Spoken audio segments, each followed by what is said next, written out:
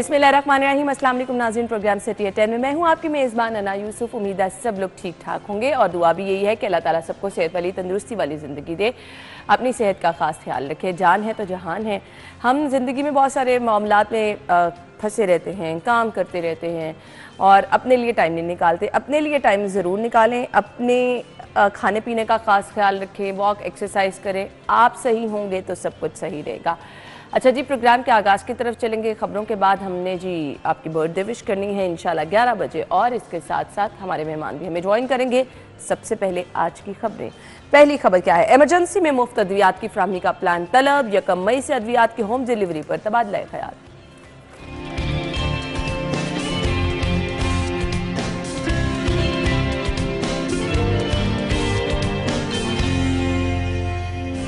सुई northern gas company का नया टैरिफ नाफिजुल अमल। डिटेल्स आपको बताएंगे।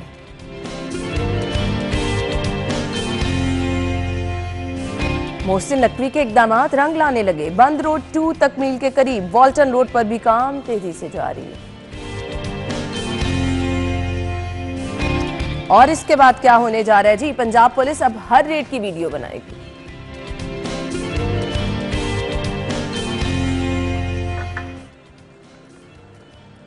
सो आयशा कह रही हैं कि खबरें आज सारी बहुत अच्छी हैं। ये अच्छी किस तरह से हैं वो हम डिटेल में डिस्कस कर लेते हैं। हमारे साथ हमारे सीनियर रिपोर्टर्स मौजूद हैं जी।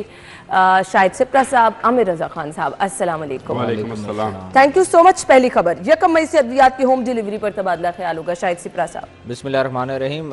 मेरे ख्याल में डिलीवरी तो बाद में करें, पहले आप एमरजेंसी में और जो आपके ओपीडीज हैं वहाँ पर जो फ्री अद्वियात का प्रोजेक्ट होता है, जो मंसूबा वो होता यकीनी है, बना दे कि हॉस्पिटल में जो लोग हैं उनको मिल जाए। ऑपरेशन थिएटर्स में जब कोई पेशेंट हो उसको जो पर्ची लिख के दे दी जाती है कि सामने जाएं और मेडिकल स्टोर से लेके आएँ, और उस ऑपरेशन के लिए जो सरकारी अद्वियात होती हैं दोबारा उसी मेडिकल स्टोर पे वो फ़रोख्त हो जाती हैं। ये रिसाइकल एक प्रोसेस है, उसमें वो चलता रहता है। आपको पहले इस तरफ ध्यान देने की ज़्यादा ज़रूरत है। हाँ, भाई साहब इसको सेकंड भी करेंगे कि डिलीवरी होनी चाहिए और घर की दहलीज तक जो है इसको पहुंचना चाहिए, क्योंकि मरीम नवाज़ का जब नाम आएगा तो भाई साहब तो इसी तरफ ही जाएंगे। और एक अच्छा प्रोजेक्ट है।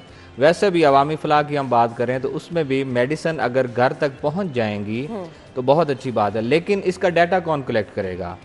महकमा सेहत को ये कैसे मालूम होगा कि हमने किस तरफ जाना है, किन जो मुस्तहिक लोग हैं, कौन से लोग हैं? मुश्किल नहीं है शायद। देखो नहीं, मैं अब फिर उसकी तरफ चले। इतने मुश्किल भी नहीं है तो लाखों की तादाद में इतना आसान भी नहीं। आपके पास हॉस्पिटल में सेंट्रलाइज्ड डाटा सिस्टम है। नहीं, आप किस तरह कह सकते हैं कि ये जो पेशेंट आया जिसका हमने ट्रीटमेंट किया है, जिसका डाटा मौजूद है, हमने इसको मुफ्त अद्वियात देनी है? किस तरह होगा? कैसे मुमकिन होगा? ऑब्वियसली आप उसका डाटा मेंटेन करेंगे। नहीं, मेंटेन जब करेंगे तो फिर होगा ना। अभी तो बात है, अभी तो करने को बात है ना। कि मैं तो इससे बड़े-बड़े काम अप्रिशिएट कर रहा हूँ, मैं इसको अप्रिशिएट कर रहा हूँ कि घर की दहलीज तक मेडिसिन का पहुंच जाना, उसकी वजह से किसी न किसी हद तक ये चीज जिसकी आज मैं बात कर रहा हूँ हौसला शिकनी भी होगी। क्योंकि माजी में आपके कैंसर के पेशेंट और इसके साथ साथ टीबी के पेशेंट्स वगैरह जिनको मुफ्त अद्वियात दी जाती थी, उनका डाटा मौजूद होता था तो उनको मुफ्त अद्वियात अस्पतालों में दी जाती थी। तो कौन सी इतनी बड़ी रॉकेट साइंस है कि आप दी जाती घरों में वो कहाँ गई हैं सारी चीजें? वो तो अब शुरू करने का कहा जा रहा है ना। मैं सिर्फ डाटा सेंट्रलाइज। आप मेरी बात सुनो, टीबी और ये कैंसर की जो बात कर रहे हैं ना, ये जो बीमारी है उसकी वो शरह नहीं है। मैं जो बात कर रहा हूँ कि हॉस्पिटल्स में PIC की बात करें, उसके बाद जो हेपेटाइटिस की अद्वियात हैं हम उनकी बात करें, जहाँ पर आपके जिस मर्ज की शरह ज़्यादा है आपने उनको उन तक पहुँचानी है। अच्छी बात है। अब तो खैर कैंसर हॉस्पिटल भी हमारे यहाँ बन गया, उसका ट्रीटमेंट भी होगा, बाकी चीज़ें भी होंगी। गवर्नमेंट देखें, हम लोग हमेशा प्रोजेक्ट्स या मंसूबा जो भी गवर्नमेंट बनाती है उनको तनकीद का निशाना भी बनाते हैं, लेकिन जब वो अच्छाई की तरफ चला जाता है उससे लोग मुस्तफ़ीद होना शुरू हो जाते हैं या उसके समरात मिलना शुरू हो जाते हैं, तो फिर हम उसको अप्रिशिएट भी करते हैं। यानी आप तब अप्रिशिएट करेंगे जब समरात मिलना मैं देखें, मुझे नहीं, आज आमिर भाई आएंगे इसी तरह, मैं उस वक्त हूँगा जब ये डाटा कलेक्ट हो जाएगा, जब डाटा बन जाएगा। अभी तो अप्रिशिएट कर देना, अच्छा एकदम भाई साहब है ना करने के लिए। चलें अब आ जाती हूँ। इल्जामात की बौछार हो गई आपके ऊपर। शाहिद सिप्रा साहब जो हैं वो बिस्मिल्लाह के बाद हाजी साहब से शुरू होते हैं और हाजी साहब पे ख़त्म करते हैं। इनका मामला है, इनका अलग मामला है, लेकिन बात यह है कि सारे का सारा डाटा मौजूद है। उन लोगों को अद्वियात दी जाती हैं, इनमें वो मुलाजमीन भी शामिल हैं जो कि सरकारी तौर पर इंश्योर्ड हैं कि इनको अद्वियात दी जाएंगी। वो भी हॉस्पिटल्स और क्लिनिक से जाकर अद्वियात लेते हैं। मुख्तलिफ सेंटर्स बने हैं, वहाँ से लेते हैं, लाइनों में लगते हैं।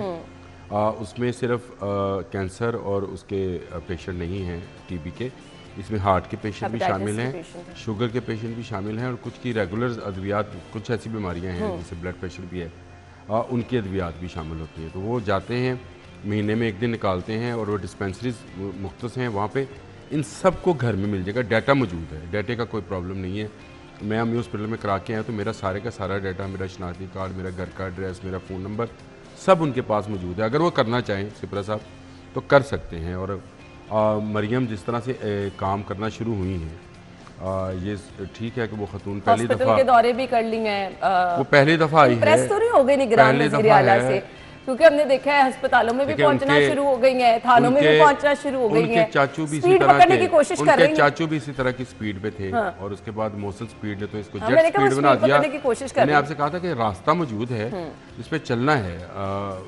ये पंजाब की मतलब खुशकिस्मती है कि एक ऐसा वज़ीर आला आया है जो कि उस रास्ते पे चलना चाह रहा है। उसको हमें इनकरेज सिपरा साहब करना है, हर सूरत में उसको डिस्करेज नहीं करना है। एक और चीज अगर करनी है, घर पे बेसिक हेल्थ यूनिट के बारे में मैं बात हर करना रमज़ान चाहूंगी। में कहता हूँ ये रमज़ान बाजार फजूल बाजार है, इनको ना लगाएं। आप 56 अरब 500 अरब 300 अरब ज़ाया करते हैं टेंटों पे, पंखों पे, क्लीनों पे, हर कोई अपना अपना हिस्सा सोफों लेता पे, है। गमलों पे, ये आप ज़ाया कर रहे होते हैं।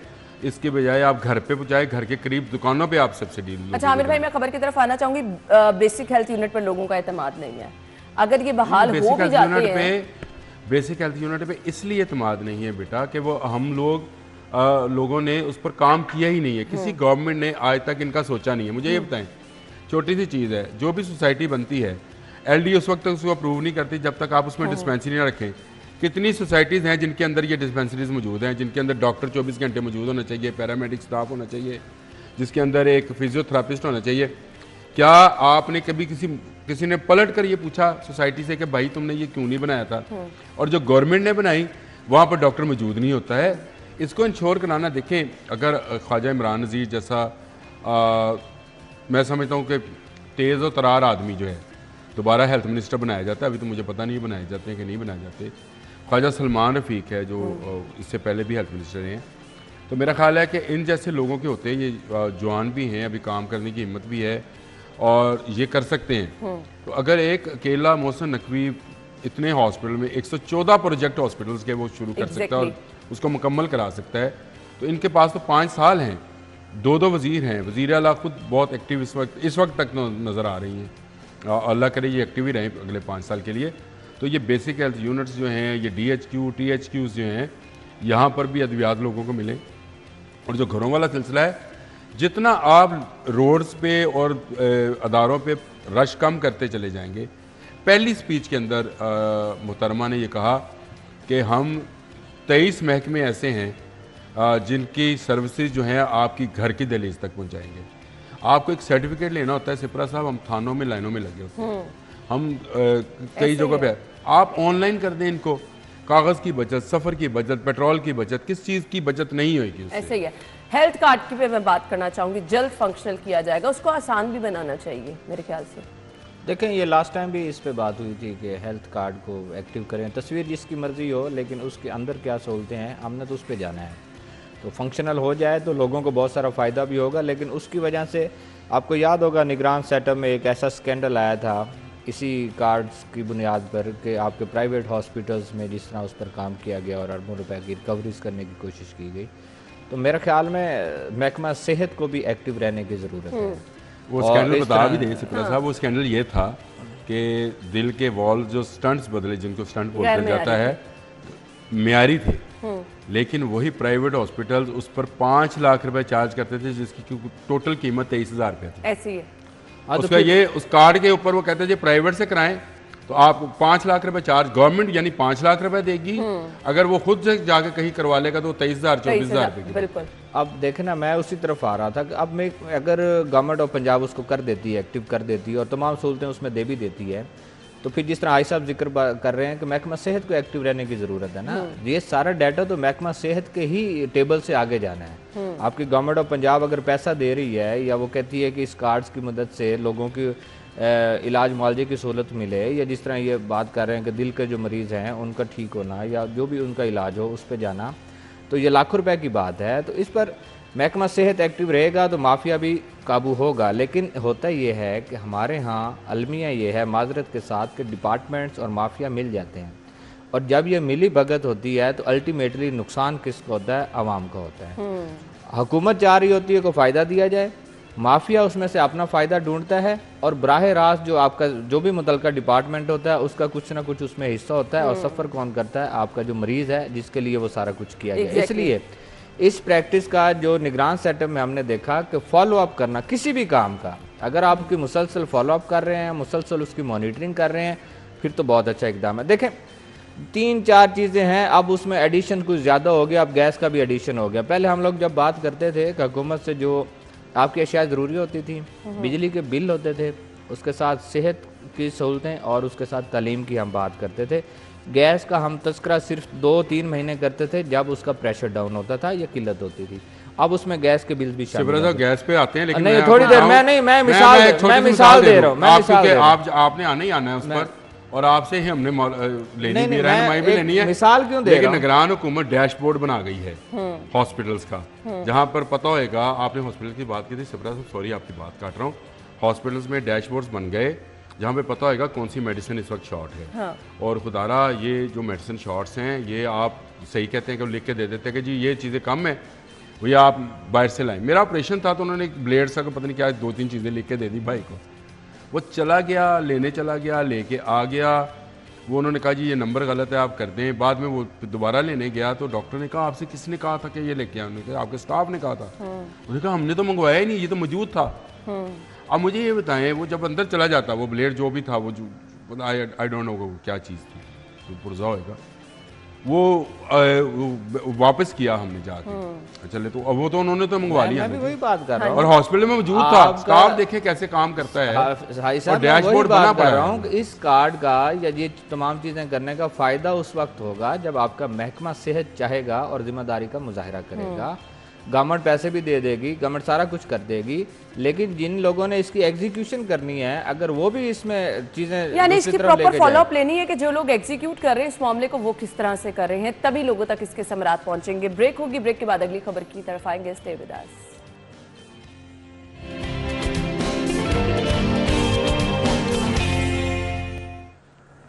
Welcome back. अगली खबर, सुई नॉर्दर्न गैस कंपनी का नया टैरिफ नाफिजुल अमल। नॉन प्रोटेक्टेड घरेलू सारिफिन के लिए कम से कम गैस बिल 1646 रुपये मुकर्रर किया गया है। ज़रा इसकी डिटेल्स और इसको समझा दें, ये जो नया टैरिफ नाफिजुल अमल हुआ है क्या है? ये आसान अल्फाज में समझा दे जी। शायद देखें, मैं तो बड़ी देर से आप दोनों को भी समझा रहा था और लोगों को गैस कम इस्तेमाल करें, गैस कम इस्तेमाल करें। और आप लोग 1 घंटा लगा के मुझे भी समझाया, बिल बढ़ाया है, अच्छा कैलकुलेशन बताई, कैलकुलेटर बताया, ये समझनी जरूरी थी। अच्छा मुझे भी नहीं पता, ये तो हर उन्होंने लीड निकाल दी नॉन प्रोटेक्टेड, इसमें प्रोटेक्टेड भी मारे जाएंगे।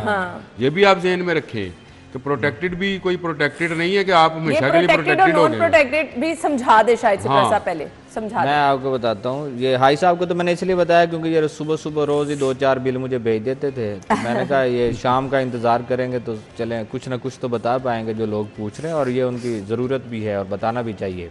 मेरे से पूछें या हाई साहब से पूछें या किसी और से पूछें, देखें लोग परेशान हैं। आपका बिल अगर 8-10 हज़ार या 7 हज़ार आ रहा है तो उनको अगर 40 हज़ार अचानक आ गया, 50 हज़ार आ गया, तो बजट तो मुतासिर हुआ ही हुआ, लेकिन उनकी जो परेशानी है वो भी बढ़ी है। अब क्या है कि 2 दफ़ा टैरिफ बढ़ा है, दूसरा जो बढ़ा है फरवरी में इफ़ेक्ट हो रहा है। अब इसमें 2 कैटेगरीज हैं आपके, एक तो प्रोटेक्टेड है, उस पर कड़ी शराइत हैं और इतनी सख्त शराइत हैं कि आप सिर्फ खाना बनाने के लिए भी गैस इस्तेमाल करें तो शायद उस पर पूरा उतरें। अच्छा, शायद उस पर पूरा उतरें, अदरवाइज़ आप वो मुमकिन नहीं है। और वो सिर्फ उन लोगों के लिए हैं कि सुबह के औकात में कोई चूल्हा जले और वो नाश्ता बना लें और उसके बाद ख़त्म। सही। फिर यह है कि आपने 4 महीने मुसलसल, आपने नवंबर, दिसंबर, जनवरी और फेब में आपने 0.9 हेक्टोमीटर क्यूब तक गैस इस्तेमाल करनी है और मुसलसल 4 महीने रहना है। किसी एक महीने भी आप 1 पे चले गए तो इसका क्या मतलब है कि आप उस कैटेगरी प्रोटेक्टेड से निकल गए, आपका जो बिल आना है 1000, जो बिल आएगा कुछ 700-800 के करीब, वो बढ़कर कहीं चला जाएगा 2000 के करीब एक मंथ में अगर उसमें आता है। अब SNGPL क्या करेगी कि फरवरी में तो चलो कोई फाल हुआ नहीं हुआ, 3-4 महीने के बाद फिर कैलकुलेट करेगी।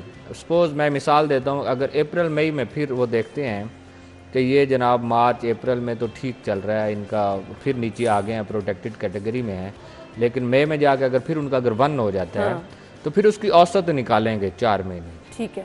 अगर वो एवरेज पे भी अगर वो फॉल कर रहा है कंज्यूमर, तो फिर उसको लो रेट लगेगा और उसका बिल कम रहेगा। लेकिन ये बात तमाम कंज्यूमर जो हमारे सुन भी रहे हैं और आप लोग भी, ये बात जहन से निकाल दें कि 0.9 हेक्टामीटर क्यूब को आप किसी गीज़र के साथ लिंक करें, किसी हीटर के साथ लिंक करें, या फिर एक्स्ट्रा चूल्हा जो ख़वातीन खाना अक्सर किचन को गर्म रखने के लिए चलाए रखती हैं, उसके लिए इस्तेमाल करें, तो आप इस कैटेगरी में कभी भी फाल नहीं करेंगे। गैस को उस तरह इस्तेमाल करना पड़ेगा कि इधर से चूल्हा जलाया है और आपने उस पर चीज़ रख दी है, चाहे रोटी बनानी है चाहे हांडी बनानी है, तो उसके बाद आपने उसको बंद कर दिया है, तो फिर तो है। अदरवाइज़ जो रेट्स इस वक्त चले गए हैं, जो इम्प्लीमेंट हो रहे हैं, मैं डिटेल में कल मैं थोड़ा जिक्र भी किया था, और हाई साहब के ससुराल को थोड़ा इस पे इशू भी था कि पहाड़े हमने बड़ी मुश्किल से याद किए थे। वो नहीं, मेरा ब्रदर लाए और ये इशारिया जो उसने कहा कि उसने लिखा, मैंने जब भेजा ना इसके वाले टिकर्स मैंने भेजे वहाँ पे, तो पहले तो मेरी मिसेस का ही आ गया कि हम कहाँ फॉल करते हैं। उसका आ गया कहता जी हाई साहब है 13 का भाड़ा भरना पै गया दोबारा। ये इशारिया तो दसो, समझ नहीं आती। 13,000 बिल आया एक बंदे का। नहीं, ये आम कल लोगों के लिए जो बिल समझना का ये वाकई डिस्कस हम मुश्किल है। किया था, 13,000 बिल था जो अब बढ़ के 50,000 हो गया। और शायद सिपरा साहब हैरान थे कि ये 51,000 क्यों नहीं हुआ। और उसको ये बताया कि अगले माह तेरा 59,000 आना है बिल। ये जो मैं आज खबर दे रहा हूँ, जो कल की बात है, कल इसने मुझे बताया, सारी डिटेल बताई, और ये अभी बता रहा है। ये लोगों को शायद कम समझ आएगी। देखिए, कम से कम चूल्हा जलाएं, आपके घर में गीज़र ना हो, हीटर ना हो, और आप एक वक्त का खाना बनाएं, आपके घर में चूल्हा भी एक जल रहा है। अगर आप ऊपर नीचे 2 चूल्हे जला रहे हैं ना, तो इसका मतलब है कि आप उसमें से निकल के जा रहे हैं आगे। और अगर आप आगे जाएंगे तो इसका मतलब ये है कि अगर एक आपको घर में 2-3 फैमिलीज हैं, आमिर भाई किधर जाएंगे लोग? वो प्रोटेक्टेड कैटेगरी का सोचें भी ना। वही तो मैं कह रही अच्छा, हूँ, मैं अब वो तो थोड़ा हाई साहब possible ही नहीं सॉरी है। हाई साहब की बात कर रहा हूँ, मैं थोड़ा सा आपके कंज्यूमर्स को बता दूं। मैं अब प्रोटेक्टेड और नॉन प्रोटेक्टेड का बता देता हूँ, मेरे पास उसकी डिटेल्स हैं। कि अगर हम 0.2 हेक्टामीटर क्यूब प्रोटेक्टेड कंज्यूमर्स हैं, मतलब 0.9 तक हम रह रहे हैं, हमें जो बिल आएगा 690 के करीब आएगा। लेकिन नॉन प्रोटेक्टेड में वही बिल हमारा 1646 होगा, मतलब वो डबल होगा। गैस आपने उतनी इस्तेमाल की है तो आपको ज्यादा आएगा। प्रोटेक्टेड में अगर आपने 0.4 हेक्टामीटर क्यूब गैस इस्तेमाल की है तो वो तकरीबन 900 के करीब आपका बिल आना चाहिए। नॉन प्रोटेक्टेड में वो बिल आपका 2285 होगा। चेक करें। इसी तरह अगर 0.6 हेक्टामीटर क्यूब आपने गैस इस्तेमाल किया प्रोटेक्टेड कैटेगरी में, वो 1100 समथिंग का है। अच्छा, मैं तो अब चाह रही हूं कि थोड़ा हम सा एक डिटेल स्पेशल में प्रोग्राम शायद सिप्रा साहब इस पे रखें और अच्छी तरह से अपने अब नाज़रीन यहाँ को पे जंप समझाएं बिल की देखें, डिटेल्स। यहाँ पे जंप देखें कि 1100 से उठा के वो आपको 3,000 पे लेके जाए। अच्छा, फिर उसके बाद अगर 0.8 है तो वो 1500 है, और 0.8 पे इधर 4400 है। मैं आपको बताऊं, कल ये मुझे भी समझ नहीं इसी आता, तरह हम कभी लोग दिल्ली पढ़ते हैं। 0.9 में अगर फॉल कर रहे हैं, वो इकरार वाली बात ठीक है ना, 13 वाला पहाड़ा। ये मैं आपको बताऊं सिप्रा साहब, ये मैं आशा से भी कहता हूँ, आपसे भी ये रिक्वेस्ट करता हूँ कि आप स्क्रीन पर एक बिल खोलें। मैं यही चाह रही हूँ, वही बिल शायद सिप्रा के पास हो। ये लोगों को बिल पढ़ना सिखा दें। हम मेंशन करके लोगों को बताएं कि उनको पता कैसे आज हम लगेगा। आपको ये समझाएंगे कि गैस का बिल आपने पढ़ना कैसे है। ये पढ़ना ही काम है। मतलब आप MMBTU हम अक्सर टीवी पे सुनते हैं, वाकई ऐसे है। ठीक है, MMBTU क्या है? आमिर भाई, हमने कभी देखा ही नहीं कि बिल को कोई इतनी डिटेल में कभी डिस्कस कभी कर रहा गैस का बिल आता ही नहीं था, तो देखना क्या था ऐसे उसका, 250 रुपए बिल आया, दे दिया, खत्म बात। अब ये हजारों में चला गया बिल। और ये आपको मैं अभी ऑफ एयर जब थे तो मैं शायद सिप्रा से कह रहा था कि गैस दे गीजर ना तो फिर बिजली का गीजर बेहतर है। सही बात है।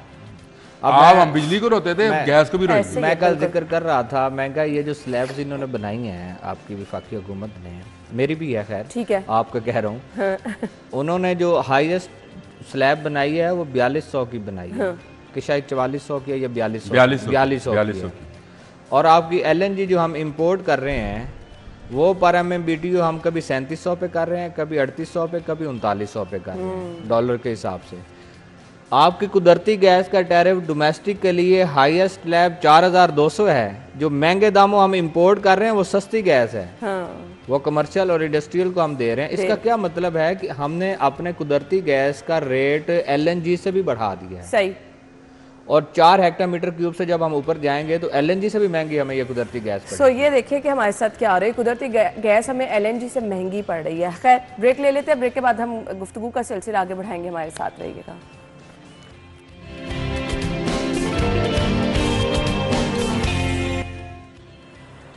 Welcome back. अच्छा जी, मोशन स्पीड के इकदाम रंग लाने लगे हैं। अब आपकी मुश्किलात जो थोड़ी बहुत रह गई थी ऑलमोस्ट वो भी हल के करीब जा रही हैं, क्योंकि कुछ लोगों को वहाँ से गुजरना पड़ता था तो मुश्किल थी। अब आपका ज़िंदगी भर का मसला हल हो जाएगा।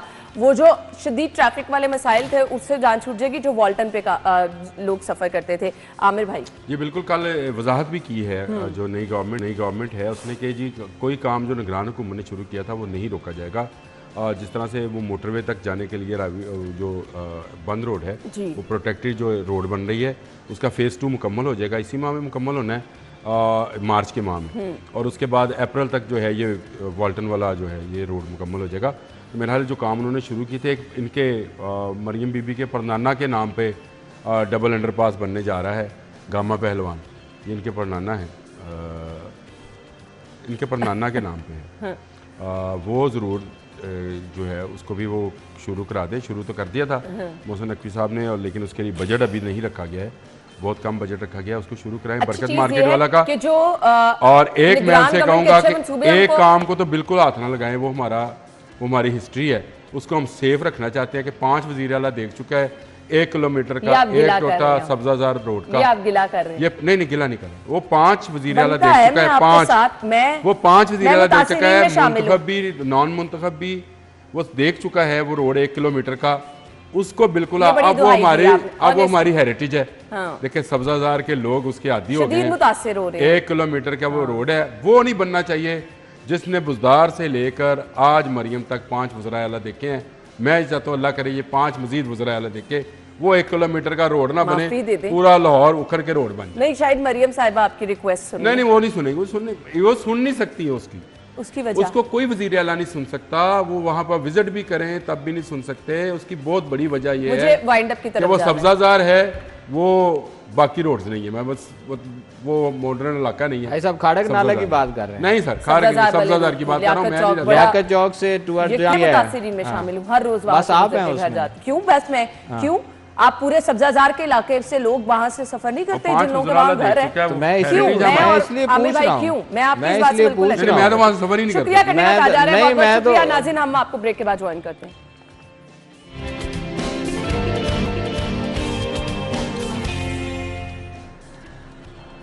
Welcome back once again program के इस हिस्से में। जी जैसे कि मैंने प्रोग्राम के स्टार्ट में कहा था कि आपकी जान है तो जहान है, ज़िंदगी सेहत अच्छी होगी तो आप अच्छे तरीके से परफॉर्म भी कर सकेंगे। कुछ ऐसा ही मकसद लेके चली है पंजाब फूड अथॉरिटी और बहुत ही ज़बरदस्त एक प्रोग्राम शुरू किया है, ईट सेफ।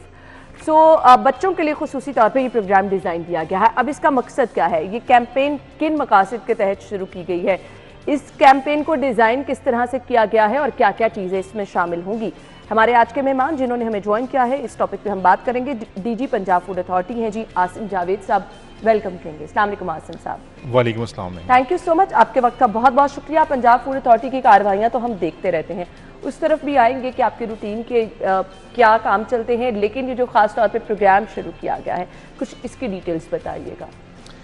मैम सबसे पहले मैं ये बताना चाहता हूँ कि इस वक्त जो बच्चों की हेल्थ के हवाले से या उनके न्यूट्रिशन के हवाले से जो इश्यूज़ हैं वो क्या हैं। पाकिस्तान न्यूट्रिशन सर्वे के मुताबिक इस वक्त 40% बच्चे पूरे पाकिस्तान के अंदर मेल नरिशमेंट का और स्टंटेड ग्रोथ का शिकार हैं। उनमें से 29% बच्चे ऐसे हैं जो अंडर वेट हैं, 10 से 12% बच्चे जो हैं वो ओवर वेट हैं। इसी तरह से जो हमारी बच्चों की रिक्वायरमेंट है, हमारा जो टारगेट है वो 4 से 10 साल के बच्चे हैं जिनकी न्यूट्रिशन रिक्वायरमेंट जो है वो 1600 से 2000 कैलोरीज पर डे हैं।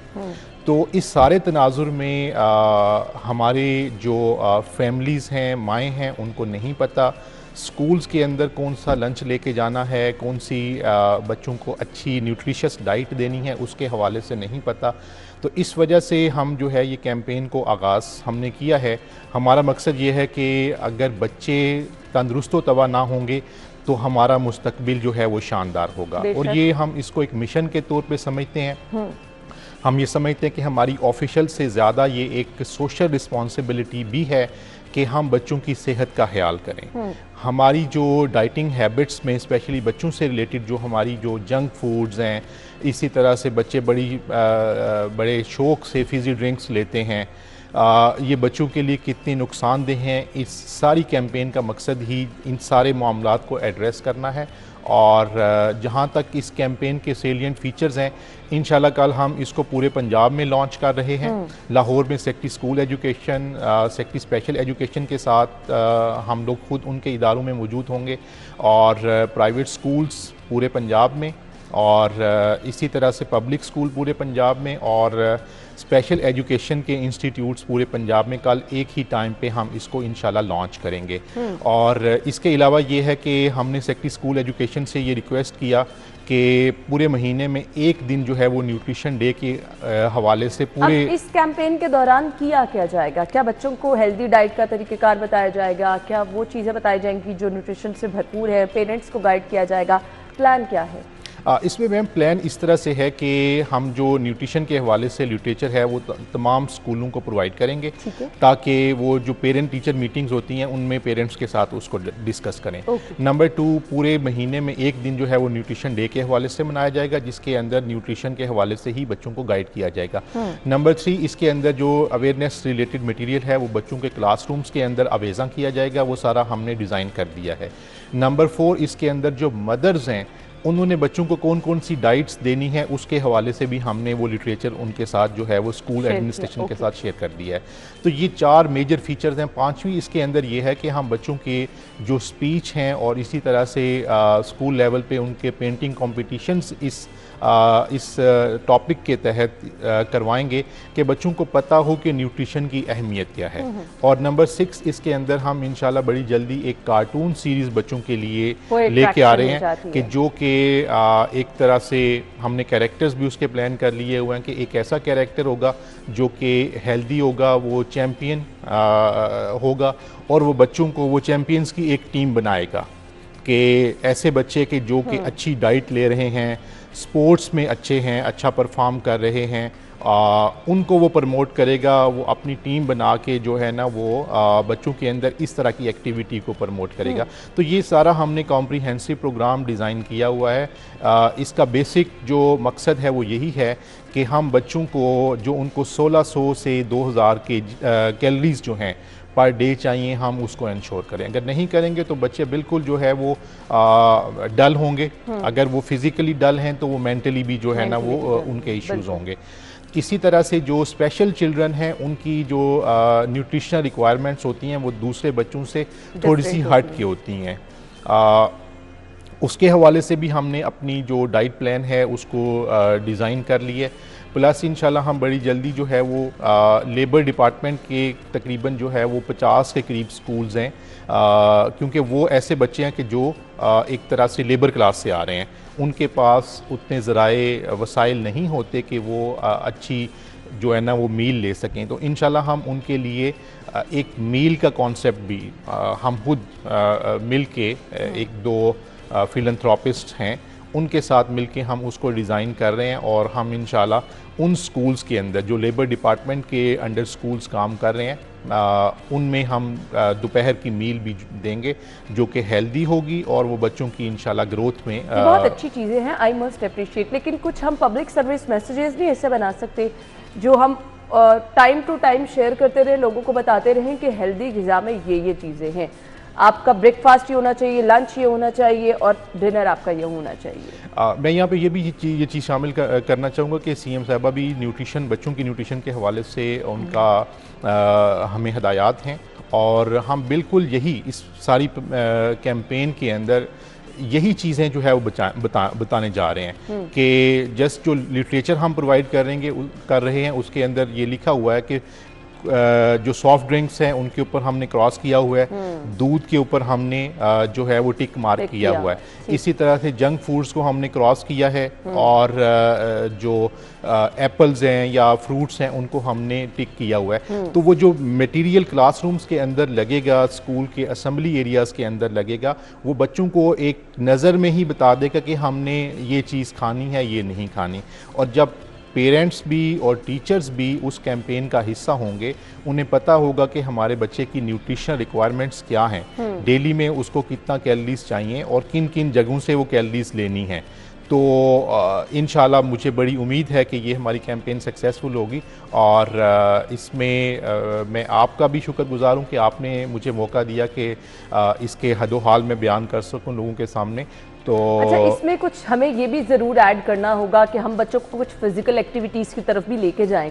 अच्छी न्यूट्रिशन के साथ मुझे लगता है फिजिकल एक्टिविटीज़ जो आजकल स्कूल्स में बहुत कम है, क्योंकि हमारे पास वो प्ले ग्राउंड्स ही नहीं ना स्कूल में, सो वो बहुत ज़रूरी है। मैम बिल्कुल सही आप कह रही हैं। हमने जो सेक्रेटरी स्कूल एजुकेशन के साथ मीटिंग की, उसके अंदर हमने उनको ये रिक्वेस्ट किया कि जो पेरेंट टीचर मीटिंग्स के अंदर हम सिर्फ बच्चों के स्कोर कार्ड्स देख रहे होते हैं कि इसने मुख्तलिफ सब्जेक्ट्स में कितने मार्क्स लिए, तो उसके अंदर उनकी डाइट को भी और उनके जो फ़िज़िकल एक्टिविटी हैं, स्पोर्ट्स रिलेटेड एक्टिविटीज़ हैं, उनको भी शामिल किया जाए। क्योंकि जब तक कि हम अपनी को करिकुलर एक्टिविटीज़ और एक्स्ट्रा करिकुलर एक्टिविटीज़ में बच्चों को नहीं लेके आएंगे, वो उतने हेल्दी माइंड साबित नहीं होंगे। बच्चों को अगर आपने मेंटली हेल्दी करना है तो आपको उनको फिजिकली पहले हेल्दी करना होगा, और इसके लिए स्कूल्स को इनिशिएटिव लेना है, स्कूल्स को ऐसी एक्टिविटीज़ का एहतमाम ज़रूर करना है कि बच्चे थोड़ा सा एक्टिव हों। अच्छा जी, ये तो एक स्पेशल प्रोग्राम बच्चों के लिए शुरू किया गया था। फूड अथॉरिटी की वैसे रिस्पॉन्सिबिलिटीज़ क्या हैं और वो किस तरह से निभा रही हैं? फूड अथॉरिटी की रिस्पॉन्सिबिलिटीज़ क्या क्या है? मैं ये कहूँगा कि रिस्पॉन्सिबिलिटी के अलावा मिशन वो ये है कि फूड सेफ्टी को इंश्योर करना, और ये बहुत बड़ा चैलेंज है आजकल के टाइम बहुत बड़ा चैलेंज है। मैम मैं ये अर्ज़ करना चाहूँगा कि हमारी सोसाइटी के अंदर जो अडल्ट्रेशन है, फूड अडल्ट्रेशन बहुत बड़ा चैलेंज बन चुका है। हम हर रोज़ तकरीबन जो है 16 लाख के करीब, 15 लाख के करीब लीटर्स जो है दूध चेक करते हैं, उसमें से ऑन एवरेज जो है 1% के करीब दूध जो है वो अडल्ट्रेटेड पाया जाता है, जिसको हम मौके के ऊपर डिस्कार्ड कर देते हैं। पिछले 2 माह के अंदर हम तकरीबन 70,000 किलोग्राम के करीब गोश्त जो है, जो कि या तो मुर्दा था या वो बिल्कुल जो है अनहेल्दी जानवर का था, उसको हम डिस्कार्ड कर चुके हैं। मीनिंग देयर बाय कि हम कम अज़ कम 3-4 लाख लोगों को उसके मुज़रे सेहत असरात से बचा चुके हैं। इसी तरह से स्पाइसेस में बहुत से इश्यूज़ हैं, इसी तरह से हनी में इश्यूज़ हैं, और हमारी टीम 24/7 हमारी जो फील्ड की टीमें हैं 7 दिन मौजूद होती हैं फील्ड के अंदर। हम खुद भी सैटरडे संडे अगर कहीं लेट्स सपोज मुझे लग रहा है कि यहाँ पर अनहेल्दी फूड है, यहाँ पर न्यूट्रिशन वैल्यू का ख्याल नहीं रखा जा रहा, या यहाँ पर लोगों के लिए कुछ अच्छी चीज़ें अवेलेबल नहीं हैं, सो हम बीइंग शहरी भी क्या आप फूड अथॉरिटी को शिकायत कर सकते हैं? मैम हमारा हेल्पलाइन है 1223 और उसके अंदर हम लोग मौजूद होते हैं, और जो भी शहरियों की तरफ से कंप्लेन आती है हम उसको एड्रेस करते हैं। हमारा मकसद जो है वो एक इंक्लूसिव अप्रोच है, जिसके अंदर सिटीज़न भी हैं, जिसके अंदर मीडिया भी है, जिसके अंदर जो है कोई भी शख्स हमें कंप्लेन कर सकता है, और हमारा एंड ऑब्जेक्टिव भी यही है कि हम हर वो मुमकिन कोशिश करें कि जो सेफ़ और हाइजीनिक फूड है उसको हम प्रोवाइड करें। थोड़ा सा शहरियों को भी इस मामले में एक्टिव होना होगा। आप कहीं खाना खाने जा रहे हैं तो प्लीज़ देखें, इन चीज़ों का ख्याल रखना बहुत ज़रूरी है, क्योंकि ये आपकी सेहत पर असरअंदाज होती है। सर मैसेज क्या देना चाहेंगे देखने वाले? मैं मैसेज यही देना चाहूँगा कि खुश रहें, अच्छा खाएं, और जो अवाम समाज दुश्मन अनासर हैं, जो मिलावट माफ़ी है, उसके ऊपर नज़र रखें और पंजाब फूड अथॉरिटी का साथ दें। पंजाब फूड अथॉरिटी जो है वो यही चाहती है कि आपके बच्चे, आपके जो बुज़ुर्ग हैं, ख़वातीन हैं, उनको अच्छी डाइट जो है वो फ़राहम की जाए, उनको हाइजीनिक फूड जो है फ़राहम किया जाए, और इसी तरह से हम एक जो है ऐसी कौम बन सकते हैं जो हेल्दी भी हो और जिसके थॉट्स भी पॉजिटिव हों, और इसी तरह से हम अपने बच्चों जो कि हमारा मुस्तकबिल है उनकी हेल्थ के ऊपर इस तरह से काम कर सकते हैं। सेहतमंद होंगे तो आप अच्छे तरीके से तमाम काम परफॉर्म कर सकेंगे। जहाँ तक रह गई बात, आपको थोड़ा सा खुद भी एक्टिव होना है, अपनी फूड सिलेक्शन का ख्याल रखना है, अपने लाइफस्टाइल को थोड़ा सा चेंज करना है अगर आप सेहतमंद रहना चाहते हैं। थैंक यू सो मच, बहुत बहुत शुक्रिया आपके कीमत के लिए। नाज़रीन ब्रेक के बाद आते हैं। Thank you.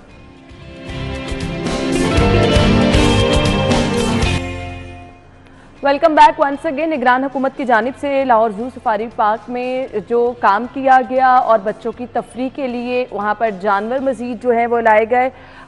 वो काम तकमील को पहुंच चुका है। अब लाहौर जू सफारी पार्क में क्या क्या नई चीज़ें ऐड की गई हैं, उसे आम आवाम के लिए कब खोला जाएगा, बच्चे फैमिलीज कब जाके विजिट कर सकते हैं, इस पर हम बात करेंगे। और साथ ही साथ एडिशन क्या क्या की गई है, किस तरह से वहाँ पर जो आने वाले लोग हैं उनके लिए सहूलियात फराहम की गई हैं, इस पर हम बात करेंगे। Deputy director zoo safari Ghulam Rasool साहब ने हमें ज्वाइन किया। अस्सलाम वालेकुम सर। वालेकुम सलाम। बहुत बहुत शुक्रिया। मुझे बताइएगा निगरान हुकूमत की जानिब से क्या क्या इनिशिएटिव लिए गए और क्या क्या चीज़ें ऐड की गई हैं जू सफारी पार्क में?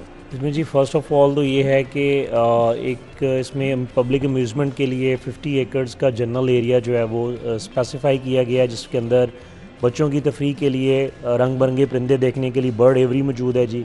इसमें मोंकी सेक्शन है जिसके अंदर आप 4 मुख्तलिफ इक़साम के बंदर देख सकते हैं, जैसे अफ्रीकन है, बबून है, वो आप देख सकते हैं, बरवड मंकी देख सकते हैं, पटास मंकी आप देख सकते हैं, और जो हमारा अपना देसी बंदर है रीसिस मंकी वो आप देख सकते हैं। उसके अलावा इसमें जी विद इन दिस 50 एकड़ 5 एकड़ की फर्दर फैसिलिटी है जिसके अंदर आप लैटिन अमेरिका का एक एनिमल है लामा। लामा आप देख सकते हैं, और हॉग डियर जो हमारी अपनी पाकिस्तानी हिरन है वो आप देख सकते हैं। उसके अलावा इसी अम्यूज़मेंट फैसिलिटी के अंदर जी फूड कोर्ट मौजूद है, एक छोटी सी झील मौजूद है, पानी के फुआरे मौजूद हैं, और पब्लिक के बैठने के लिए ग्रासी लॉन्स मौजूद हैं, और डायनासोर थीम का लॉस्ट वर्ल्ड जिसमें आप डायनासोर्स के स्कल्पचर्स वगैरह जो है वो देख सकते हैं। तो ये तो जस्ट मैंने बात की कि ये जो हमने पब्लिक के लिए, ये चीज़ें जो आपने बताई हैं तो मुझे लगता है हमें बच्चों को इन्फॉर्म भी करना चाहिए कि कौन कौन सी ये टाइप के, अगर वहाँ पे मंकी डिफरेंट टाइप के हैं तो वो क्या इन्फॉर्मेशन देने के लिए गाइड्स भी मौजूद हैं या कुछ रिटर्न में वहाँ लिखा गया है? जी इसमें इस तरह से है कि बोथ आर देयर। इसमें हमने जो सवारी में जो वैल्यू एडिशन की है HR में, तो इसमें हमने 8 लेडी एजुकेशन ऑफिसर्स जो है ना वो हमने इसमें रिक्रूट किए हैं, जो कि स्पेशली जो स्कूल ट्रिप्स हैं उनके साथ वो जाती हैं और बच्चों को एक एक एनिमल के बारे में इन्फॉर्म करती है। अच्छा जी, मुझे ये भी बता दीजिएगा कि आपने बर्ड्स आइवरी का जिक्र किया, कितनी किस्म के वहाँ पे परिंदे हैं और क्या उनके बारे में भी ऐसे ही तमाम गाइड्स जो हैं इन्फॉर्म करते हैं? जी सफारी जू लाहौर में ऑलमोस्ट 50+ स्पीशीज़ जो है ना वो बर्ड्स की मौजूद हैं। बर्ड एवरी के अंदर अगर हम परिंदों की बात करें तो इसमें जो हमारा नेशनल एनिमल है चकोर, नेशनल बर्ड जो है चकोर के साथ साथ इसमें ग्रेटर फ्लेमिंगो है, इसमें जी बड़ी खूबसूरत ब्लैक स्वान्स हैं, उसके अलावा मुख्तलिफ़ किस्म के फीजेंट्स हैं, सिल्वर फीजेंट है, येलो गोल्डन फीजेंट है, उसके अलावा ग्रीन फीजेंट है, रिंग नेक फीजेंट है, उसके अलावा जो मोरों की तकरीबन 6 वैराइटीज़ जो है मौजूद हैं, जैसे वाइट पीकॉक है, पाइड पीकॉक है, ब्लैक शोल्डर पीकॉक है। इसी तरह से मज़ीद हमने पैरट्स हैं सफारी के अंदर, काफ़ी ज़्यादा पैरट्स की स्पीशीज़ जो है मौजूद है, तो बच्चों को रंग बिरंगे मुख्तलिफ़ किस्म के परिंदे देखने का। अच्छा, बच्चों के लिए हमेशा शेर और हाथी वगैरह जो बड़ी अट्रैक्शन का बाइस रहे हैं, तो क्या ये भी वहाँ पर लाने की कोशिश की जा रही है? जी सफारी में लायंस तो शुरू से मौजूद हैं, और सफारी को जो है ना वो लायन से ही एक सिम्बॉलिक जो है ना साइन समझा जाता है सफारी का। तो लायन सफारी के लिए इसमें जो व्हीकल्स हैं उनकी वैल्यू एडिशन की गई है। 6 जो व्हीकल्स हैं वो स्पेसिफाई की गई हैं। आप अपनी पर्सनल व्हीकल पे वहाँ नहीं जा सकते? जी ये पर्सनल व्हीकल तो अराउंड 2017 से अलाउ नहीं है लायंस के अंदर। लायंस में क्योंकि एक कार्निवोर एनिमल है, गोश्तखोर एनिमल है, तो इसमें जो हमेशा control experience he being the safety concern हमेशा कंट्रोल एक्सपीरियंस ही दिया जाता है। तो अब इसमें ये है कि जो व्हीकल है उसको इम्प्रोवाइज़ किया गया, और इस व्हीकल में ज़रा ज़्यादा बेटर एक्सपीरियंस जो है वो होता है, क्योंकि लायंस में फ्री मूव कर रहे होते हैं, और व्हीकल जो है वो आयरन केज है, डबल इसके अंदर जो है ना वो आयरन की फेंस लगाई गई है ह्यूमन सेफ्टी को देखते हुए। तो अब आपको ज़्यादा ज़रा बेहतर एक्सपीरियंस होता है कि in humans are inside these vehicles और लायंस आर मूविंग फ्री। सही। अच्छा जी, अब मुझे ये बता दीजिएगा, आपने कहा कि स्कूल्स वगैरह भी आते हैं टूर के लिए, सो उनके लिए क्या कुछ स्पेशल ऑफर्स रखी गई हैं? क्योंकि बहुत सारे स्कूल प्लान कर रहे होंगे कि कब जू सफारी ओपन हो और कब हम स्टूडेंट्स को लेके जाएं। जिसमें इस तरह से है कि अभी सफारी की सॉफ्ट ओपनिंग की गई है फॉर द स्कूल्स ओनली। ठीक है। तो 24 फरवरी से लेके 23 मार्च तक जो स्कूल ट्रिप्स हैं, ओनली द स्कूल ट्रिप्स, वो अभी फ्री हैं, और फैमिली के लिए इंशाल्लाह जो फैमिलीज़ हैं उनके लिए ईद के पास उसको ओपन कर दिया जाएगा। ईद के बाद ओपन कर लिया जाएगा। मुझे ये भी बताइएगा कि हम चाहते हैं कि जो वहाँ पे माहौल है उसको बेहतर से बेहतरीन बनाया जाए। जो विजिटर्स आते हैं उनके लिए गाइडलाइंस क्या हैं, जो आपका अंदर अमला मौजूद है उनके लिए गाइडलाइंस? जी, इसमें विजिटर्स के लिए तो हम जो फैमिलीज़ हैं उनसे ये रिक्वेस्ट करेंगे कि उनको थोड़ा सा वेट करना पड़ेगा। इंशाल्लाह ईद से पहले इसको ओपन कर देंगे फैमिलीज़ के लिए, ताकि ईद के ऊपर जो है ना जो फैमिलीज़ हैं वो सफारी को इंजॉय कर सकें। अभी जो स्कूल ट्रिप्स आ रहे हैं उनसे हम ये रिक्वेस्ट करेंगे कि अगर they are in uniform well and good, अगर यूनिफॉर्म में बच्चे नहीं हैं तो उनके पास स्कूल का या बच्चों का कोई ना कोई आईडी प्रूफ जो है ना होना चाहिए कि जी ये स्कूल ट्रिप है। प्लान क्या है, क्या मजीद जानवर की एडिशन भी की जाएगी? जी, इसमें ऑलरेडी बेशुमार एनिमल जो है ना इस वक्त ऐड किए गए हैं। जैसे मिसाल के तौर पे अगर हम बात करते हैं पूरे जो हमारी जितनी भी इसमें अगर सेक्शंस की अगर मैं बात करूं तो हमने इसको सफारी को ज़रा थीमेटिक बनाया है। थीमेटिक से बनाने से ये मुराद है कि जो लोग पाकिस्तानी स्पीशीज़ देखना चाहते हैं उनके लिए पाकिस्तानी डियर सफारी है। जो लोग एग्जॉटिक एनिमल देखना चाहते हैं, बाहर के एनिमल, इंपोर्टेड एनिमल्स देखना चाहते हैं, उनके लिए एग्जॉटिक सफारी है। उसमें वो मुख्तलिफ किस्म के एग्जॉटिक एनिमल जैसे कि ज़ेब्रा है, ऑस्ट्रिचेस हैं, कूडू है, जो है फैलो डियर है, ये सारे के सारे आप एग्जॉटिक सेक्शन में जो है ना देख सकते हैं। वो लोग जो डेजर्ट का एक्सपीरियंस करना चाहते हैं तो इसमें डेजर्ट का एडिशन किया गया जिसके अंदर ब्लैक बग सफारी है।